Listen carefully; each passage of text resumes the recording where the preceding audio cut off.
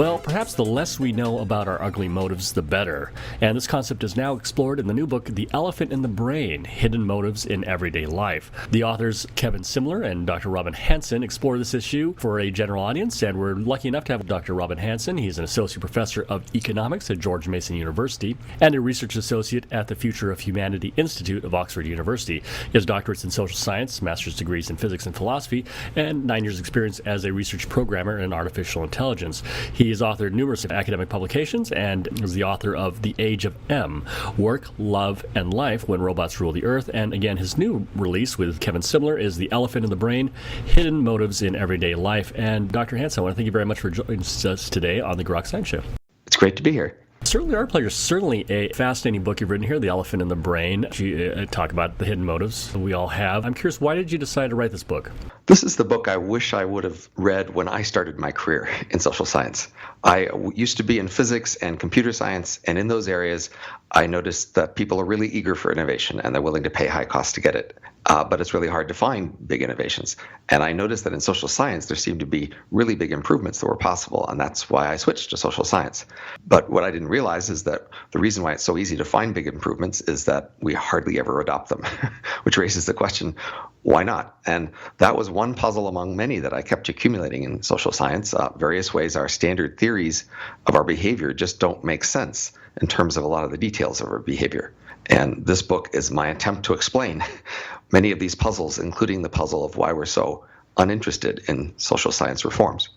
One of those things that seems to creep up very often in social science, economics, and particular interests. Well, we claim actually that you are acting in your best interests. You are just not acting in the interests you think you have.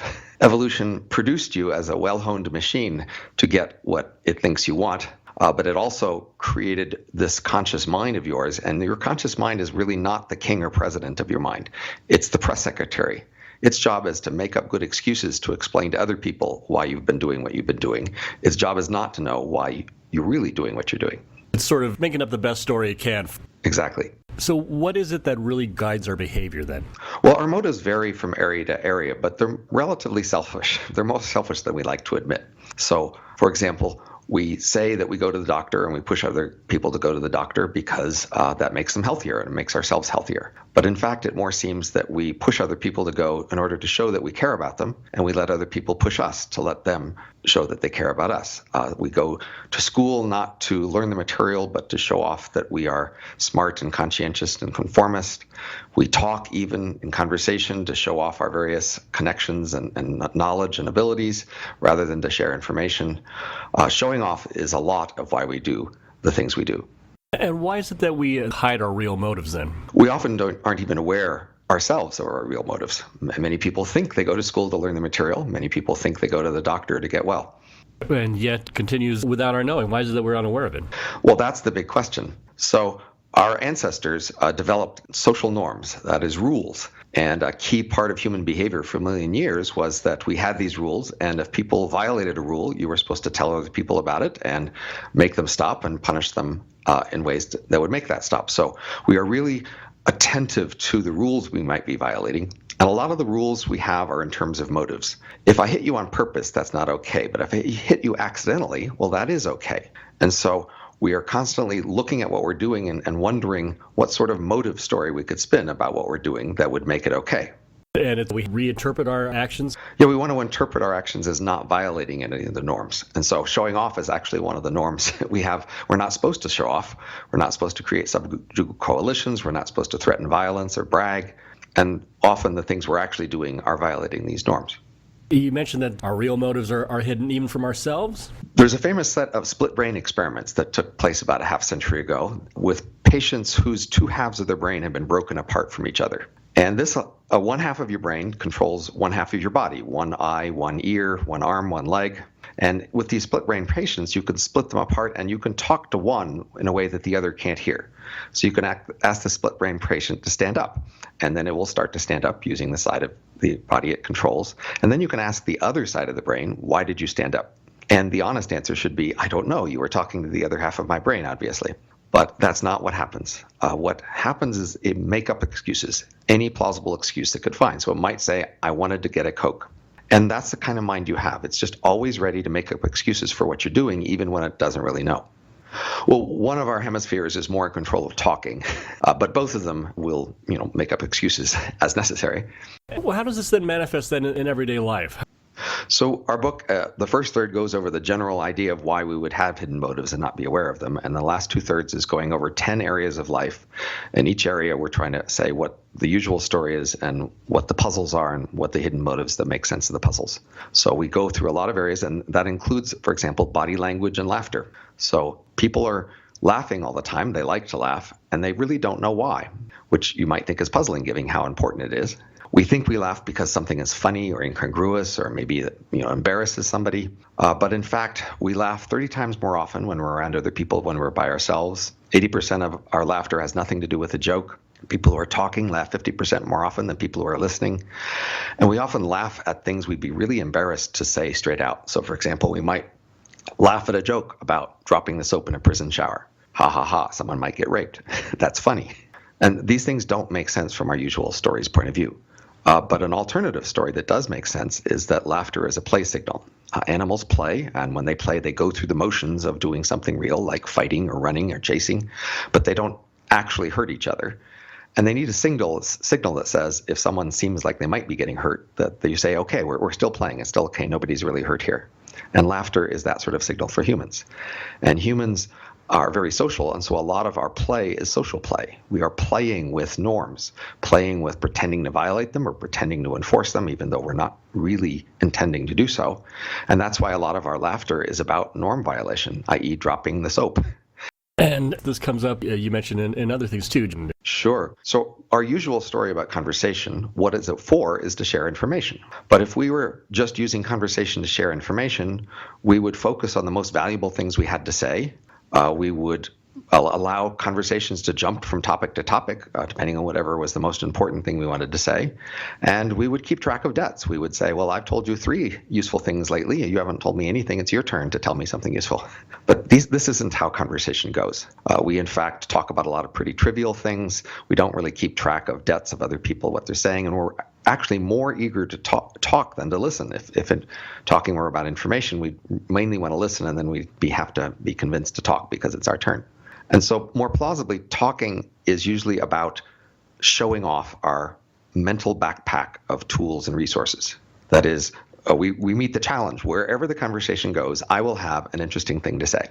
And I will show you that wherever our lives would go together, I would have resources that you would find useful. I have a great backpack of tools, and I can take one out and hand it to you, and that will be useful. So we show off our knowledge and connections and wit by just following a trivial conversation wherever it goes and showing we have something to say about everything. Is there, in some sense, those who do this a little more elegantly than others? Yeah, so showing off is a taboo, but a lot of what we're doing with our lives is showing off, and that's exactly why we aren't aware of it. Evolution has made our conscious minds be unaware of the fact that we are primarily showing off in a lot of these areas. And we make up other excuses. So in our minds, we think we're doing something else. We think, gee, that was an interesting TV show that I'm telling you about. Or we think, you really need to get to the doctor. Or we think, that would be an interesting class to take. And we tell ourselves we have these other motives. And that's because if somebody were to challenge us and accuse us of bragging, we would be able to sincerely be offended and deny it. Well, you list a number of these in your book of life: art, charity, education, medicine, religion, all these things. Does this same undercurrent apply to all these areas of life? They're not all about showing off necessarily. So like laughter, as we just discussed, isn't entirely about showing off. But they're all about things that we would be less willing to admit straight out as having our agenda. And we go over 10 areas of life, but there's probably another 10 or 20 areas of life that we could analyze and go over that we might find hidden agendas there. So in some sense, we're just starting this effort to find the hidden agendas in life. So maybe some of them where people would think that they're doing things altruistically, purely, things like religion. So we're just drawing on the standard literature and the social science of religion that says religion seems to be primarily about bonding communities together. And one of the ways you do that is you pay costs to be together. You have arbitrary rules and rituals you must follow, and you even have arbitrary strange beliefs. And your willingness to adopt strange beliefs and strange rituals and patterns shows your commitment to the group.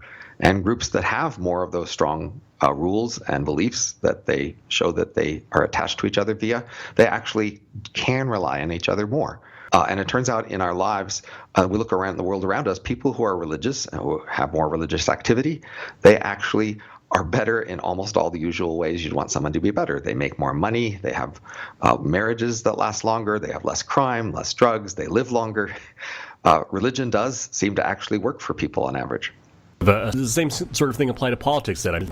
Right. Now, in politics, we are more facing and interacting with others who don't share our political views.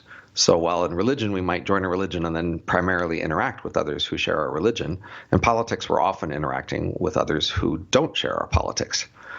Politics is still largely about showing loyalty, but it's about showing loyalty to the people who share our political inclinations against the other side. And so we tell ourselves that we are voting and participating in politics in order to make our nation or city or world better by inducing better inducing better policies. Politics is not about policy primarily. We are mainly trying to show our loyalty to our side. We don't actually care that much about the actual policies that result compared to showing that we are loyal to our side. So we don't pay actually that much attention to whether our politicians are effective politicians in terms of being able to work with others and get things done and pass legislation. We care a lot more about the positions they take, even if those positions aren't going to affect any particular votes they come up with. And we don't really care very much personally how pivotal we will be in an election for deciding if we're going to vote and participate. That has a pretty small influence on our participation. So we think of ourselves as like a Dudley Do-Right, someone trying to do well, but we suggest that you're more like an apparatchik. An apparatchik was a Soviet bureaucrat who had to be very loyal to the party and to show their loyalty to the party. A famous case when there was a big meeting and the subject of Stalin came up when he was still alive, and he wasn't even in the room, but everybody felt a need to show loyalty to Stalin by standing up and clapping at his mention of his name. And they stood clapping for 5 minutes, then 10 minutes. And everybody was thinking, if I sit down first, people will think I'm disloyal, and that will be bad. So eventually somebody sat down first, and then everybody else could sit down next. And then that person went to Siberia that night, because in fact, they did interpret it as disloyalty. So our world isn't that bad, but we are constantly trying to show our loyalty to our political side via our actions. And we do actually have strong preferences in lovers and who we marry and who we work with and have as friends, that they share our political views. Does this imply then that any kind of political system might be inherently flawed because it favors the loyalty to the group rather than loyalty to any kind of policy itself? Well, just more generally, in all of these different areas, we have a standard story about what the institution is for, i.e. politics is for making better policy, or medicine is for making us healthy. And our actual motivations with respect to these institutions are something else. We have a different priority. In politics, it's showing loyalty. In medicine, it's showing that we care. And that means these institutions do a pretty bad job of achieving the thing we say we're trying to do with them. Politics does a bad job of changing policy. Medicine does a bad job of making us healthy. From the point of view of the things we are trying to get out of them, they do a good job. They are effective at letting us show our loyalty, etc. But if we want institutions that actually better achieve the things we say we want for them, there's a lot of room for improvement. But as I mentioned at the beginning, one of the problems is we've known for a long time how to improve these institutions to better achieve the things we say we want. We know how to make medicine different in order to be healthier. We know how to make schools different in order to learn more. We know how to make politics different in order to be more effective at choosing policies. But when we design these new changes and then we propose them to people, they're just not interested. And plausibly, the reason they're not interested is that they realize they don't actually want the things they say they want. And so they're not very interested in new reforms that will get them more of the things they say they want. So what's the solution then? Do we need to tie the stated motives to the actual underlying real motives? Well, policymakers are the people who should be most reading our book. For most of the rest of you, evolution designed you to be unaware of these things, and you're probably on average better off just remaining unaware. So just forget this whole radio show if you must. But some of us stand up and say, I have studied education, or if I have studied medicine or politics, and I have a reform, or I have recommendations about how we should be doing this different. And for those people, they have more of an obligation to understand what's really going on. And their job isn't more difficult than the job they thought they had. Their job, instead of designing reforms that give us more of the things we say we want, they should be designing reforms that continue to let us pretend to get the things that we pretend to want, while actually giving us more of the things we actually want. A reform like that is the sort that people would actually be willing to adopt. They might not be willing to say so in public for that reason, but still, that has a much better chance of actually changing things. So what are the odds of that then? It's hard to tell, but clearly over the millennia and centuries and decades, our institutions have changed a lot. They may not have changed because somebody did it on purpose with a certain end in mind, but we have a lot of variety in our institutions and our practices, and some of them work better than others for the reasons we actually have. And I'm optimistic that in the long run, that continued process of just random variation and selecting the ones that work better and copying the ones that work better will make our institutions slowly better over time. Eventually, we do hit upon the right solutions that... Yet the amazing thing, if you realize, is we are this wrong about why we're doing much of our lives, and yet our civilization largely functions. We're rich and comfortable, even though we don't really know what we're doing. All right. Well, we are running slightly out of time. I'm just curious if you have some final words regarding your book, The Elephant in the Brain. It's relatively well written, better than my first book, so you'll find it pretty engaging. As I said, maybe you won't necessarily want to remember everything we read if it might disturb you, but for some of you, you have a special need to understand how the world works. You might be a manager or a salesperson, and for you, you need to understand people's motives better. And also, you might be a nerd like me. Most people go through the social world and it kind of works because they intuitively understand how to do things, and things just go right. They don't really consciously know why they go right or what they're doing, but still they usually do roughly the right thing. But nerds like me who don't have as many social skills, we often do things wrong because we don't just intuitively know how to do the right thing. For nerds, it might be better to consciously understand how the world around you works by reading our book. Hope everyone, nerds and non-nerds alike, will take a look. The new book is called The Elephant in the Brain, Hidden Motives in Everyday Life. And the author is Kevin Simler, and our guest today, Dr. Robin Hanson. And Dr. Hanson, I want to thank you very much for joining us today on the